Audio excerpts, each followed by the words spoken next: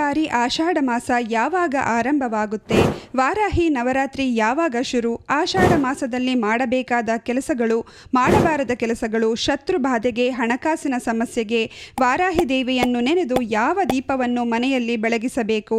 ವಾರಾಹಿ ದೇವಿಯ ಯಾವ ನಾಮಗಳನ್ನು ಈ ಮಾಸದಲ್ಲಿ ಪ್ರತಿಯೊಬ್ಬರೂ ಹೇಳಬೇಕೆಂದು ಇವತ್ತಿನ ಈ ವಿಡಿಯೋದಲ್ಲಿ ಸಂಪೂರ್ಣವಾಗಿ ತಿಳಿಸಿಕೊಡ್ತೀವಿ. ಬನ್ನಿ, ಅದಕ್ಕೂ ಮುನ್ನ ನೀವು ಕೂಡ ದೇವರನ್ನ ನಂಬೋದಾದರೆ ತಪ್ಪದೆ ವಿಡಿಯೋವನ್ನು ಲೈಕ್ ಮಾಡಿ, ಓಂ ನಮಃ ಶಿವಾಯ ಎಂದು ಕಮೆಂಟ್ ಮಾಡಿ. ಜುಲೈ 15 ಬುಧವಾರ ಆಷಾಢ ಶುದ್ಧ ಪಾಡ್ಯಮಿ ತಿಥಿಯ ಜೊತೆಗೆ ಆಷಾಢ ಮಾಸವು ಆರಂಭವಾಗಿ ಆಗಸ್ಟ್ 12 ಬುಧವಾರ ಆಷಾಢ ಬಹುಳ ಅಮಾವಾಸ್ಯೆಯ ತನಕ ಆಷಾಢ ಮಾಸ ಇರುತ್ತೆ. ಆಗಸ್ಟ್ 13ರಿಂದ ಶ್ರಾವಣ ಮಾಸ ಆರಂಭವಾಗುತ್ತೆ. ವಾರಾಹಿ ಗುಪ್ತ ನವರಾತ್ರಿಯು ಜುಲೈ 15ರಿಂದ ಜುಲೈ 23ರವರೆಗೆ ಇರುತ್ತದೆ. ಜುಲೈ 16ನೇ ತಾರೀಕು ಪೂರಿ ಜಗನ್ನಾಥ ಸ್ವಾಮಿಯ ರಥೋತ್ಸವ ಜರುಗುತ್ತೆ. ಜುಲೈ 25 ದೇವಶಯನಿ ಏಕಾದಶಿ ಅಥವಾ ಹೊಸ ಏಕಾದಶಿ ಇರುತ್ತೆ. ಜುಲೈ 29 ಗುರುಪೂರ್ಣಿಮೆ ಇದೆ.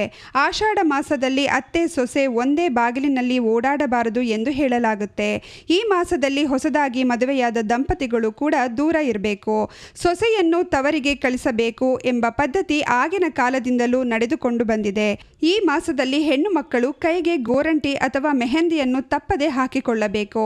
ಮನೆ ಕಟ್ಟುವ ಕೆಲಸವನ್ನು ಈ ಮಾಸದಲ್ಲಿ ಆರಂಭ ಮಾಡಬಾರದು. ಈಗಾಗಲೇ ಮನೆ ಕೆಲಸ ಶುರು ಮಾಡಿದವರಿಗೆ ಏನೂ ತೊಂದರೆ ಇಲ್ಲ. ಹೊಸ ವ್ಯಾಪಾರ ವ್ಯವಹಾರ ಶುರು ಮಾಡಲು ಈ ಮಾಸ ಸೂಕ್ತವಲ್ಲ. ಹೊಸದಾಗಿ ಈ ಮಾಸದಲ್ಲಿ ಹೊಸ ವ್ಯಾಪಾರಕ್ಕೆ ವ್ಯವಹಾರಕ್ಕೆ ಬಂಡವಾಳ ಆಗಬಾರದು. ಆಷಾಢ ಮಾಸಕ್ಕೆ ಉತ್ತರಾಷಾಢ ನಕ್ಷತ್ರ ಎನ್ನುವ ಹೆಸರನ್ನು ಇಡಲಾಗಿದೆ. ಮತ್ತೊಂದೆಡೆ ಇದು ಕ್ಯಾಲೆಂಡರ್ ಪ್ರಕಾರ ಪ್ರತಿ ತಿಂಗಳು ಹುಣ್ಣಿಮೆಯ ದಿನದಂದು ಚಂದ್ರನಿರುವ ನಕ್ಷತ್ರದ ಹೆಸರನ್ನು ಆಯಾ ಮಾಸಕ್ಕೆ ಇಡಲಾಗುತ್ತದೆ. ಈ ಮಾಸದಲ್ಲಿ ಚಂದ್ರನು ಉತ್ತರಾಷಾಢ ನಕ್ಷತ್ರದಲ್ಲಿ ಇರುವುದರಿಂದ ಇದನ್ನು ಆಷಾಢ ಮಾಸವೆಂದು ಕರೆಯಲಾಗುತ್ತದೆ. ಈ ಮಾಸದಲ್ಲಿ ಪೂಜೆ ಪುನಸ್ಕಾರಗಳ ಜೊತೆಗೆ ಮಹಾಲಕ್ಷ್ಮಿ ದೇವಿಯ ಪೂಜೆ, ದುರ್ಗಾ ಮಾತೆಯ ಪೂಜೆ, ವಿಷ್ಣು ದೇವರ ಪೂಜೆ ಮಾಡುವುದು ತುಂಬಾ ವಿಶೇಷ. ಸಕಲ ಇಷ್ಟಾರ್ಥಗಳ ಈಡೇರಿಕೆಯ ಮಾಸ ಎಂದು ಕೂಡ ಆಷಾಢಕ್ಕೆ ಕರೆಯಲಾಗುತ್ತದೆ. ಚಾತುರ್ಮಾಸ ಕೂಡ ಆಷಾಢ ಮಾಸದಿಂದ ಪ್ರಾರಂಭವಾಗುತ್ತೆ. ಈ ಮಾಸದಲ್ಲಿ ಭಗವಾನ್ ವಿಷ್ಣು ದೇವರು 4 ತಿಂಗಳುಗಳ ದೀರ್ಘ ವಿಶ್ರಾಂತಿಗೆ ಹೋಗುತ್ತಾನೆ. ಈ ಕಾರಣದಿಂದ ಆಷಾಢ ಮಾಸದಲ್ಲಿ ಶುಭ ಕಾರ್ಯಗಳನ್ನು ಮಾಡುವುದು ನಿಷಿದ್ಧವಾಗಿರುತ್ತದೆ. ಮದುವೆ, ಗೃಹ ಪ್ರವೇಶ, ಶಂಕುಸ್ಥಾಪನೆ ಇಂತಹ ಶುಭ ಕಾರ್ಯಗಳನ್ನು ಈ ಮಾಸದಲ್ಲಿ ಮಾಡಬಾರದು.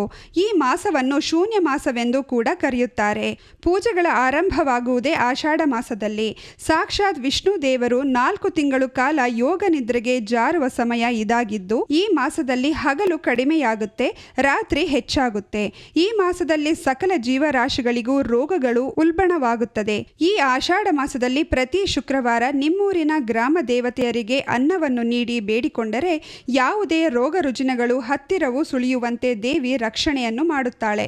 ಈ ಮಾಸದಲ್ಲಿ ಉಗ್ರ ಸ್ವರೂಪಿ ದೇವರುಗಳನ್ನು ಪೂಜಿಸಿದರೆ ಜಾತಕದಲ್ಲಿರುವ ಪಾಪಗ್ರಹ ದೋಷಗಳು ದೂರವಾಗುತ್ತೆ. ಕಾಳಿಕಾ ದೇವಿ, ಚಾಮುಂಡೇಶ್ವರಿ, ಕಾಳಭೈರವ, ಮಹಿಷಾಸುರ ಮರ್ದಿನಿ, ವಾರಾಹಿ ದೇವಿ ಹೀಗೆ ಉಗ್ರ ದೇವತೆಗಳನ್ನು ಈ ಆಷಾಢ ಮಾಸದಲ್ಲಿ ಪ್ರತಿಯೊಬ್ಬರು ಆರಾಧಿಸಬೇಕು. ಮಂಗಳವಾರ, ಶುಕ್ರವಾರಗಳೆಂದು ಈ ಆಷಾಢ ಮಾಸದಲ್ಲಿ ರಾಹುಕಾಲದಲ್ಲಿ ದುರ್ಗಾದೇವಿಯ ದೇವಸ್ಥಾನಗಳಲ್ಲಿ ನಿಂಬೆಹಣ್ಣಿನ ದೀಪಾರಾಧನೆ ಮಾಡಿದರೆ ಕುಟುಂಬದಲ್ಲಿನ ಅನಾರೋಗ್ಯ ಸಮಸ್ಯೆ, ಹಣಕಾಸಿನ ಕಷ್ಟ, ಶತ್ರುಬಾಧೆ, ದೃಷ್ಟಿದೋಷಗಳು ಕಳೆದು ಹೋಗುತ್ತೆ. ಗ್ರಾಮ ದೇವತೆಯರಿಗೆ ಬೇವಿನ ಸೊಪ್ಪು ಅರ್ಪಿಸಿ ನಿಂಬೆಹಣ್ಣಿನ ಹಾರವನ್ನು ನೀಡಿ ನಮಸ್ಕರಿಸಿದರೆ, ಅರಿಶಿನ ನೀರಿನಿಂದ ಅಭಿಷೇಕವನ್ನು ಮಾಡಿಸಿದರೆ ಅದ್ಭುತವಾದ ಫಲಗಳು ಸಿಗುತ್ತೆ. ಈ ಮಾಸದಲ್ಲಿ ಕುಂಕುಮಾರ್ಚನೆಯನ್ನು ತಪ್ಪದೇ ಮಾಡಿಸಿ. ಹೀಗೆ ಮಾಡಿದರೆ ದುರ್ಗೆಯ ಪರಿಪೂರ್ಣ ಅನುಗ್ರಹ ನಿಮ್ಮ ಇಡೀ ಕುಟುಂಬಕ್ಕೆ ಸಿಗುತ್ತೆ. ಆಷಾಢ ಮಾಸದಲ್ಲಿ ವಾರಾಹಿ ನವರಾತ್ರಿ ಆಚರಣೆಯನ್ನು ಮಾಡಬೇಕು. ಈ ನವರಾತ್ರಿಯನ್ನು ಗುಪ್ತ ನವರಾತ್ರಿ ಅಂತ ಕರೆಯುತ್ತಾರೆ. ಸೂರ್ಯ ಮುಳುಗಿದ ಮೇಲೆ ವಾರಾಹಿ ಅಮ್ಮನನ್ನು ವಿಶೇಷ ನಿಯಮಗಳ ಮೂಲಕ ಪೂಜಿಸಿ ಆರಾಧನೆ ಮಾಡಬೇಕು. ಈ ವಾರಾಹಿ ನವರಾತ್ರಿಯು ಈ ಮಾಸದಲ್ಲಿ ಜುಲೈ 15ನೇ ತಾರೀಕಿನಿಂದ ಆರಂಭವಾಗಿ ಜುಲೈ 23ನೇ ತಾರೀಕಿನವರೆಗೆ ಇರುತ್ತದೆ. ಈ ಆಷಾಢದಲ್ಲಿ ಪ್ರತಿನಿತ್ಯವೂ ಈ 12 ನಾಮಗಳನ್ನು ವಾರಾಹಿ ದೇವಿಯನ್ನು ನೆನೆದು ಹೇಳಿಕೊಂಡರೆ ಅಮ್ಮನವರ ಅನುಗ್ರಹ ಸಿಗುತ್ತೆ. ಮೊದಲು ಈ ನಾಮಗಳನ್ನು ಒಂದು ಪುಸ್ತಕದಲ್ಲಿ ಬರೆದಿಟ್ಟುಕೊಳ್ಳಿ. ಪಂಚಮಿ, ದಂಡನಾಥ, ಸಾಂಗಿತ್ಯ, ಸಮಹೇಶ್ವರಿ, ಸಮಯ ಸಂಕೇತ, ವಾರಾಹಿ, ಪೋರ್ತಿನಿ, ಶಿವ, ವಾರ್ತಾಳಿ, ಮಹಾಸೇನ, ಆಜ್ಞಾಚಕ್ರೇಶ್ವರಿ, ಹರಿಗ್ನಿ. ದುರ್ಗಾ ಮಾತೆಗೆ ಕೆಂಪು ಬಣ್ಣದ ಪುಷ್ಪಗಳನ್ನು ಅರ್ಪಿಸುತ್ತಾ ಈ ನಾಮಗಳನ್ನು ಹೇಳಿಕೊಂಡು ವಾರಾಹಿ ದೇವಿಯ ರೂಪವನ್ನು ಮನಸ್ಸಲ್ಲಿ ಸ್ಮರಿಸಿಕೊಳ್ಳಿ. ಅಥವಾ ದುರ್ಗಾದೇವಿಯ ದೇಗುಲಕ್ಕೆ ಹೋದಾಗ ಮನೆಯಲ್ಲಿ ದೀಪಾರಾಧನೆ ಮಾಡಬೇಕಾದರೆ ಈ ನಾಮಗಳನ್ನು ಹೇಳಿಕೊಂಡು, ಅಮ್ಮ ವಾರಾಹಿ, ಈ ಆಷಾಢ ಮಾಸದಲ್ಲಿ ನಿಮ್ಮ ಸ್ಮರಣೆ ಮಾಡಿಕೊಳ್ಳುತ್ತಿದ್ದೇನೆ. ನಿನ್ನನ್ನು ಪೂಜಿಸುವಂತಹ ಶಕ್ತಿ ಹಾಗೂ ಯೋಗ್ಯತೆಯನ್ನು ನನಗೆ ಕೊಡು. ನನ್ನ ಕುಟುಂಬದ ರಕ್ಷಣೆ ಮಾಡು. ಯಾವ ರೀತಿಯಾದಂತಹ ದುಷ್ಟ ಶಕ್ತಿಗಳು, ಶತ್ರುಗಳು ಮಾಡಿಸುವಂತಹ ವಾಚಾರ್ಯ ಪ್ರಯೋಗಗಳ ನೆರಳು ಕೂಡ ನಮ್ಮ ಮೇಲೆ ಬೀಳದಂತೆ ರಕ್ಷಿಸು ಎಂದು ಭಕ್ತಿಯಿಂದ ಬೇಡಿಕೊಳ್ಳಬೇಕು. ದೇವಿಯ ಈ ನಾಮಗಳನ್ನು ಹೇಳಿಕೊಂಡರೆ ಕೇವಲ ದುಷ್ಟಶಕ್ತಿಗಳ ಕಾಟವಷ್ಟೇ ಅಲ್ಲ, ನಿಮಗಿರುವ ಆರೋಗ್ಯದ ಸಮಸ್ಯೆ, ಹಣಕಾಸಿನ ಕಷ್ಟ, ಸ್ವಂತ ಮನೆ ಮಾಡಿಕೊಳ್ಳಲು ಇರುವಂತಹ ಅಡೆತಡೆಗಳನ್ನು ಕಳೆದು ಸ್ವಂತ ಮನೆಯ ಯೋಗ ಪ್ರಾಪ್ತಿಯಾಗಿ ನಿಮ್ಮದೇ ಸ್ವಂತ ಮನೆಯಲ್ಲಿ ವಾಸಿಸುವಂತಹ ಯೋಗ ಶೀಘ್ರವಾಗಿ ಸಿಗುತ್ತೆ.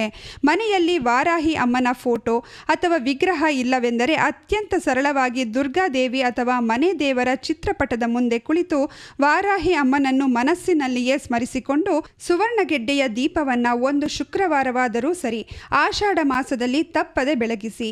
ಸುವರ್ಣಗಡ್ಡೆಯನ್ನು ಮನೆಗೆ ತಂದು ನೀರಿನಿಂದ ತೊಳೆದು ಮಧ್ಯಭಾಗವನ್ನು ತೆಗೆದು ಎಳ್ಳೆಣ್ಣೆ ಅಥವಾ ತುಪ್ಪವನ್ನು ಹಾಕಿ ಹೂ ಬತ್ತಿಗಳನ್ನು ಬಳಸಿ ಅಥವಾ 3 ಬತ್ತಿಗಳನ್ನು ಬಿಡಿ ಬಿಡಿಯಾಗಿ ಕೂರಿಸಿ ದೀಪವನ್ನು ಬೆಳಗಿಸಿ. ಮರುದಿನ ಆ ಸುವರ್ಣಗೆಡ್ಡೆಯನ್ನು ಅಡುಗೆಗೆ ಬಳಸಿಕೊಳ್ಳಬಹುದು ಅಥವಾ ಗೋಮಾತೆಗೆ ತಿನ್ನಿಸಬಹುದು.